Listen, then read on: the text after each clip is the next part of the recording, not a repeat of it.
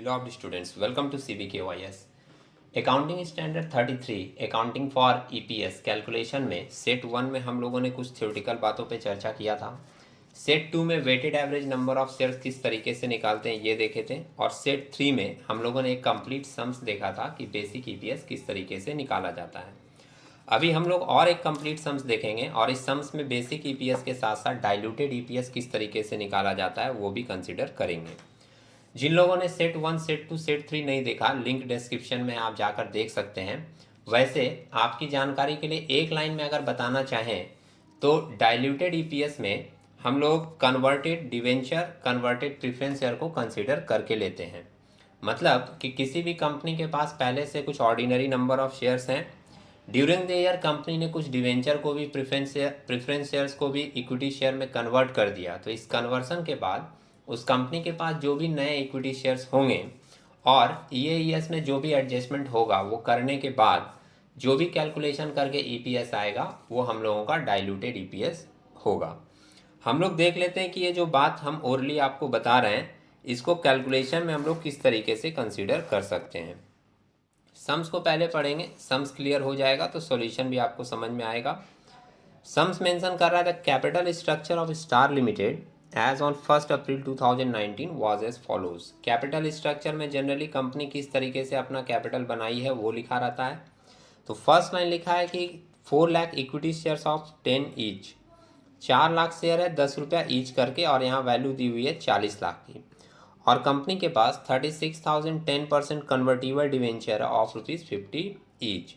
तो 36,000 convertible debenture पहले ही mention कर दिया, मतलब कंपनी चाहे तो इसको इक्विटी शेयर में कन्वर्ट कर सकता है।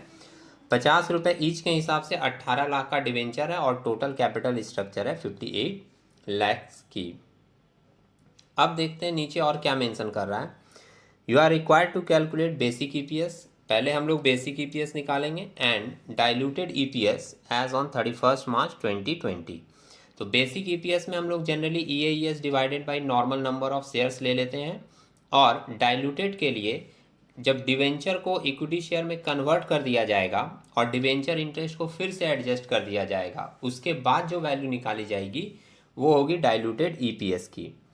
After considering the following information में फर्स्ट लाइन मेंशन कर रहा है profit before interest and tax for the year 19 and 20 87,51,429। Figure अगर आपको नहीं दिख रहा होगा तो वो भी मैं बता दे रहा हूँ। ये आपका ईबीआईटी दिया हुआ है। सेकंड मेंशन किया है each debenture is convertible into 5 equity shares. ये ध्यान रखिएगा कि जितने भी डिवेंचर हैं, हमारे सम्स में 36,000 डिवेंचर थे, यहाँ पर 36,000 डिवेंचर, एक डिवेंचर के बदले 5 इक्विटी शेयर इशू किया जाएगा। तो जब हम लोग इसको कन्वर्ट करेंगे तो 36,000 इंटू 5 करके लेंगे, और टैक्स रेट एक यहाँ मेंशन किया है जो कि है हमारा 30%। तो टैक्स रेट की कंसिडरेशन भी सॉल्यूशन में ज़रूरत पड़ती है। अब देख लेते हैं सॉल्यूशन किस तरीके से प्रोवाइड करेंगे हम लोग। Calculation of earning available to equity shareholder, heading हो गया। फर्स्ट लाइन मेंशन किया है profit before interest and tax, sums में मेंशन किया था profit before interest and tax आपका है 87,51,429। थोड़ा फ्रैक्शनल फिगर दे दिया है, कोई बात नहीं। इसमें हम लोग सबसे पहले लेस करते हैं इंटरेस्ट ऑन डिवेंचर। ईएईएस की कैलकुलेशन हमने लास्ट सेट में बताई थी। हम लोग ईबीआईटी लेते हैं, उसमें से लेस करते हैं interest on debenture. Interest on debenture 18 lakh का डिवेंचर हुआ करता था, और उसका 10% रेट जो डिवेंचर के साथ जुड़ा रहता है वही उसका इंटरेस्ट का रेट होता है। तो 18 लाख का 10% 1,80,000 हम लोग इसमें से लेस कर दे रहे हैं।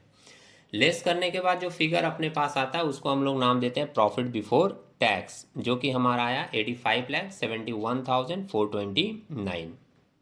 इसमें से हम लोग लेस करेंगे टैक्स, 30% है, तो 85,71,429 का आप 30% निकालोगे तो आपको वैल्यू मिलेगा 25,71,429, और ये माइनस करने के बाद आपको वैल्यू मिल रहा है 60 लाख। इस 60 लाख को जनरली हम लोग नाम देते हैं अर्निंग आफ्टर टैक्स, और इस अर्निंग आफ्टर टैक्स में से हम लोग लेस करते हैं प्रेफरेंस डिविडेंड। लेकिन सम्स में प्रेफरेंस डिविडेंड दिया नहीं था, इसलिए वो लाइन लिखी नहीं गई, और इसी फिगर को नाम दे दिया गया earning available to existing equity shares या ईएईएस 60 लाख का। ये जो 60 लाख है ये हम लोग यूज़ करेंगे बेसिक ईपीएस निकालने के लिए। अब जब हम लोग डाइल्यूटेड ईपीएस निकालेंगे दैट मीन्स कि आपका डिवेंचर कन्वर्ट हो जाएगा इक्विटी शेयर्स में। तो जब आपका डिवेंचर कन्वर्ट हो गया इक्विटी शेयर में, मतलब कंपनी के कैपिटल स्ट्रक्चर में डिवेंचर है ही नहीं। अब जब डिवेंचर है ही नहीं तो उसका इंटरेस्ट भी होना नहीं चाहिए, इसलिए जो इंटरेस्ट ऊपर दिया गया था, जो हमने यहाँ पर लेस किया था, ये इंटरेस्ट वापस से ईएईएस में ऐड हो जाएगा। और ऐड जब हम लोग करेंगे तो एक बात का ध्यान रखेंगे कि ऊपर जब इंटरेस्ट ऑन डिवेंचर लिखा गया था तो उसमें टैक्स की कोई कंसिडरेशन नहीं थी, लेकिन ईएईएस जो वैल्यू आपको मिला है वो आफ्टर टैक्स का है। तो इंटरेस्ट ऑन डिवेंचर भी जो हम लोग यहाँ ऐड करेंगे उसमें टैक्स माइनस करने के बाद आफ्टर टैक्स वाला फिगर ही हम लोग यहाँ पर ऐड कर सकते हैं।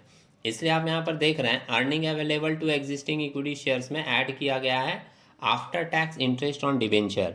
1,80,000 का आपका इंटरेस्ट था, इसमें से आप सिंपली 30% माइनस कर दीजिए, आपको फिगर मिल जाएगा 1,26,000, या फिर 1,80,000 इंटू 70% निकाल दीजिए। 100 में 30% टैक्स कट गया तो वैल्यू कितना बचा 70%। तो आप 1,80,000 इंटू 70% निकाल कर भी 1,26,000 का फिगर ला सकते हैं। तो 1,26,000 जो हमारा इंटरेस्ट ऑन डिवेंचर आया, इसको वापस से ऐड करने के बाद अपने को फिगर मिल जा रहा है 61,26,000। इसको हम लोग नाम दे रहे हैं earning available to equity shareholder after adjustment for diluted earnings. Conversion के बाद जो वैल्यू आता है वही हमारा डाइल्यूटेड होता है। नेक्स्ट हम लोगों को नंबर ऑफ शेयर्स भी चेंज करना पड़ेगा। बेसिक ईपीएस के लिए जो हम लोग नंबर ऑफ शेयर्स लेंगे वो हमारा 4 लाख शेयर्स होगा, जो ऑर्डिनरी शेयर सम्स में दिया हुआ था। लेकिन जब हम लोग डिवेंचर वाले को भी शेयर्स में कन्वर्ट कर देंगे तो हमारा नंबर ऑफ शेयर्स बढ़ जाएगा। उसकी कैलकुलेशन यहाँ पर मेंशन की हुई है। Calculation of total number of equity shares, पहले लिखा है number of existing equity shares before conversion, 4 lakh sums में दिया हुआ था, और इसमें ऐड कर रहे हैं हम लोग number of equity shares resulting from conversion of debenture. 36,000 debenture था और एक डिवेंचर के बदले 5 इक्विटी शेयर्स देने की बात हुई थी, तो 36,000 इंटू 5 कर दे रहे हैं, वैल्यू आ रहा है 1,80,000। और इसको ऐड करने के बाद total number of equity shares outstanding after conversion आ गया हमारा 5,80,000। इस फिगर को हम लोग यूज़ करेंगे डाइल्यूटेड ईपीएस निकालने के लिए। आप लास्ट लाइन देख सकते हो, बेसिक ईपीएस सिंपल कैलकुलेशन किया है, EAES divided by number of existing share. EAES आपका आया था 60 लाख का और नंबर ऑफ ऑर्डिनरी शेयर्स था आपका 4 लाख, डिवाइड करके इसकी वैल्यू आ गई कितने 15 रुपए की। और डाइल्यूटेड ईपीएस के लिए एडजस्टिंग ईएईएस लिया जाता है जो कि आपका था 61,26,000 और डिवाइड किया जाता है total number of shares after conversion से, जो कि आपका था 5,80,000। तो ये डिवाइड करने के बाद आपको डाइल्यूटेड ईपीएस मिल गया कितना 10.56। तो उम्मीद है आप लोगों को ये कैलकुलेशन समझ में आई होगी। आगे भी हम लोग छोटे छोटे कैलकुलेशन देखते रहेंगे। तो एक नए वीडियो में एक नए ईयर के क्वेश्चन के साथ मिलेंगे, तब तक के लिए टेक केयर।